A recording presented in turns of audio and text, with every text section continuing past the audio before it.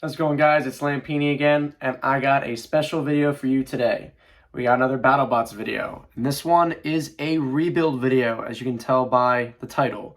But not just any rebuild video. I think this is the most significant rebuild that I've made for any one of my robots so far. So without further ado, let me introduce you to the robot himself. This is Whirlwind. I don't think I've talked about him all that much, but he was built around December of 2019 as my first attempt for a vertical spinner. It was a decent attempt, but there were some glaring problems with it that I couldn't get over. For one thing, when you look at the design, the motor that spins the spinning disc is very exposed, and it kind of jets out to the middle. And I felt as though that if it was in an actual fight, it would get damaged pretty quickly. It's one of the few motors that I actually have a spare for, so I probably could replace it, but it was a design that didn't seem very sturdy. Furthermore, the actual wedge configuration, as you can see, I think could have been reinforced a little bit. I can just kind of imagine Deathstalker going against him and kind of just tearing that configuration to pieces. So that was my incentive to really start changing things. The upgrade was really spurred on by a new FingerTech product that came out.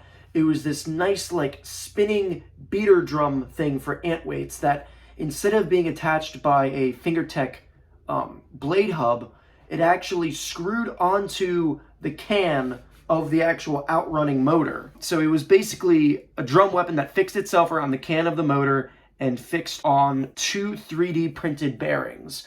I didn't know they were 3D printed until I got them. I thought they were going to be like some kind of metal, but I'm pretty sure they're 3D printed, or they're made of some kind of like plastic or something. I really liked the look of it, how sturdy and compact it looked, while also looking like it could still pack a punch.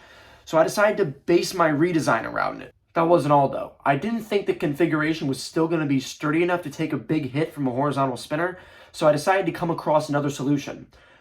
If I had remaining weight from the weapon system transfer, I was going to fix a aluminum, steel, some kind of metal plow at the back to act as a defensive measure that could deflect spinners, something like that. Maybe take a big hit from a spinner, weaken it. I can spin the robot around and actually hit him with the vertical spinner. That way, one side would be defense, one side would be offense, add some strategy to the robot, and he would overall be just a better fighter because I could approach every fight in a different way. That was the mindset I had for it, but there were a couple things that were going to be in the way of that. For one thing, I had to make the 1 pound weight limit, which again is a big challenge when you're making ant weights. You always have to worry about that 1 pound weight limit. The first thing I did before the rebuild was take off the original weapon system to see how much weight I was working with. With the weapon system removed, Whirlwind weighed around 8.6 ounces. So I had about half a pound of room to play around with. Then I added the new spinner attachment onto the scale. It was 12.3 ounces. Again, another good sign.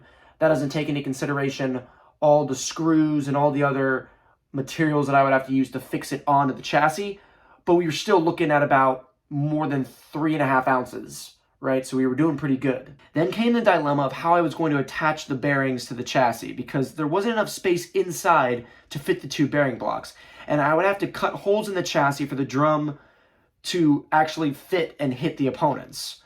So the solution I figured was to have two nut strips come out of the front and then screw the bearings into them.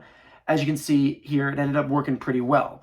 To further strengthen the connection, I added two more nut strips up top, and after that, we had it all attached. It ended up being easier than I thought. Then came the time to attach the back scoop, which was pretty easy. I just took a piece of aluminum, bent it a little bit, screwed it onto the back, and presto changeo, it was on there. Then came the moment of truth where I had to actually go out and weigh him. So I put him on the scale, and he just barely reached the 1 pound weight limit. He was 16.1 pound and 0.1 ounces, which to me means I can replace some of the screws, like longer ones to shorter ones, to eventually get under that weight limit.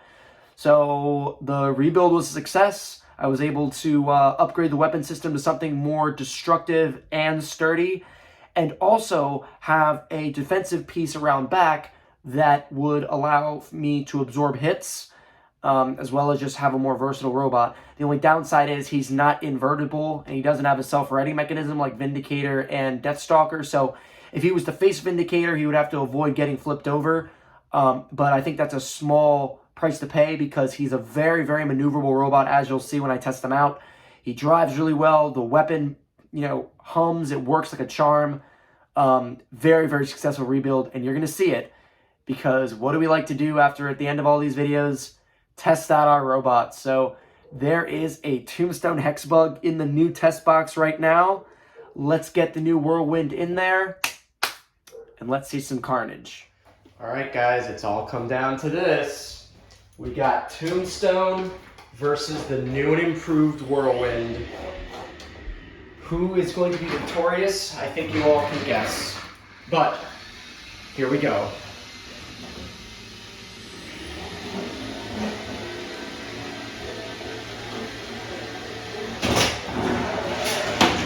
Oh, didn't really get him there. Bear with me, I'm trying to control both of these guys. Oh, there we go. Uh-oh, Tombstone's in trouble. I think he just had his thing broken in half. Oh, here it comes. Watch out, Tombstone. Oh, there you go. Oh. Oh. Tombstone's still going, though. He's still fighting. The blade is still spinning, but not much left on it.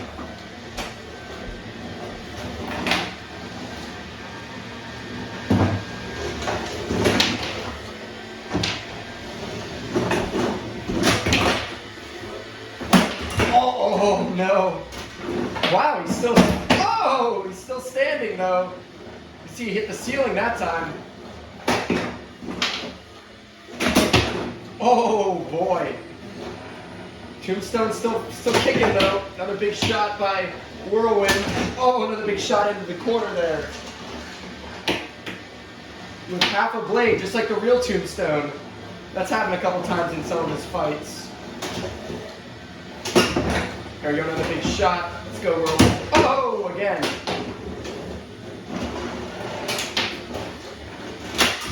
Backed him into the corner, another big pop.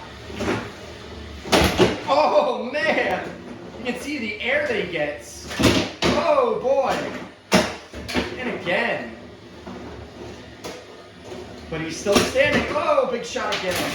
Oh. Oh. Tombstone's still going. Oh my god! He's still driving around, just barely though. Man, that's a strong weapon.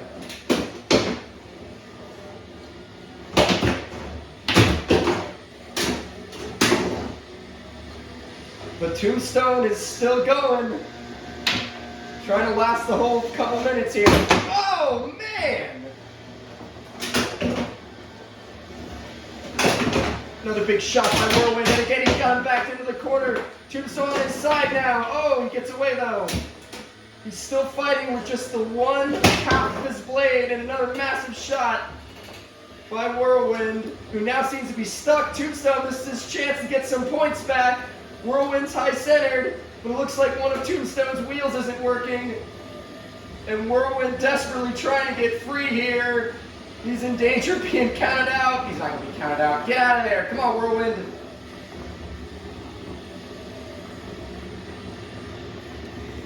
Oh, man.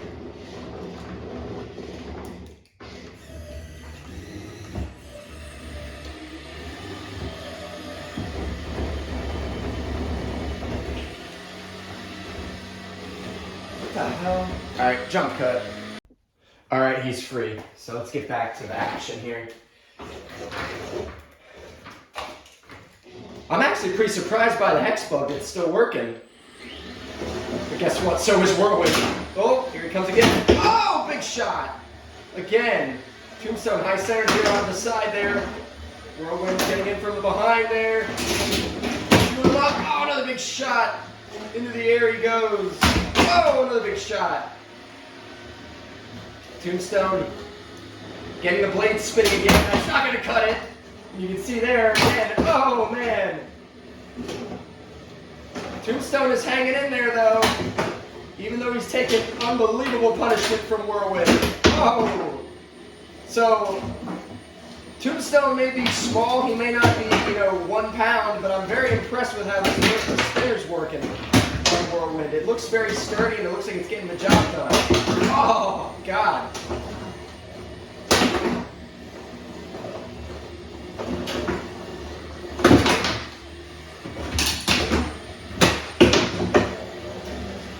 And the mobility that Whirlwind's got is really good too.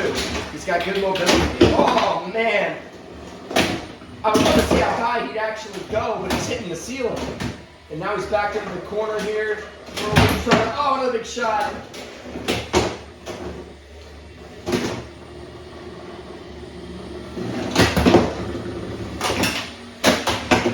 Golly.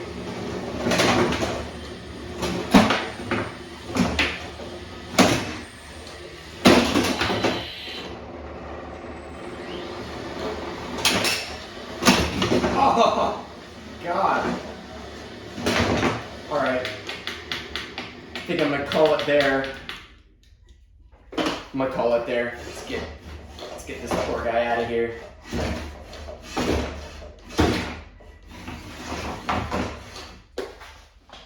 All right, so I must say I was very impressed with Whirlwind's mobility, the structural integrity of the design, like the blade, very, very good. He moved really well, which I like that. You know, he had good grip.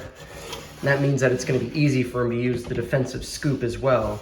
As for Tombstone, he really got thrown around a lot, but I'm actually a bit disappointed with the kind of damage that was accrued. So you got some chips in the plastic there, got some chips there. Obviously, you know, half the whole blade came off.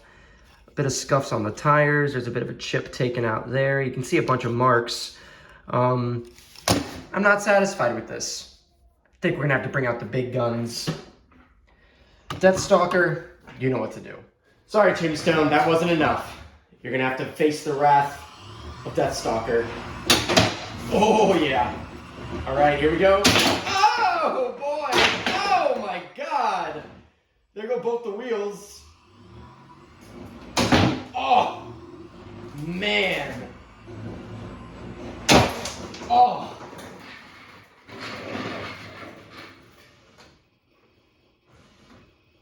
He's high-centered. Oh, what's that nonsense? Tombstone is literally on top of, or Deathstalker's literally on top of Tombstone. What the fuck is that? All right. Lodge him free here. Fantastic. Alrighty. Can't get off that easy.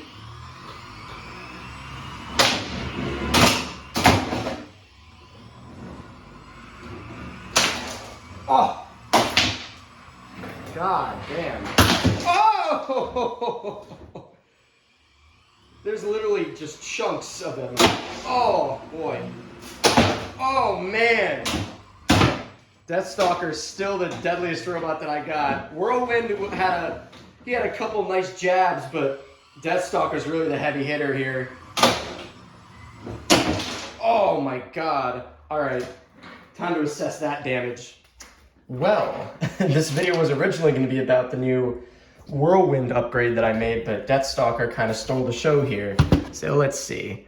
This is a little wobbly. That could do with a little retighten, but everything else, Deathstalker's fine. He's done way worse. Meanwhile, oh my goodness, the wheel, wow, look at that. That's just torn completely off. That's a chunk right there. That's just entirely open. The blade, or what was the blade, is completely gone. Yeah, that's what I'm talking about.